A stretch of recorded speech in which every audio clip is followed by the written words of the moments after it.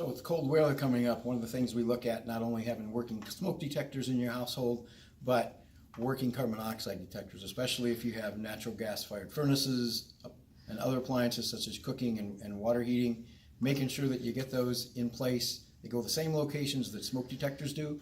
They take the same care. So you need to test them twice a month. You need to replace the batteries twice a year, dust them, clean them, and again, making sure that your family reacts to these just like they do with smoke detectors. When it goes off, you get out, you call 911.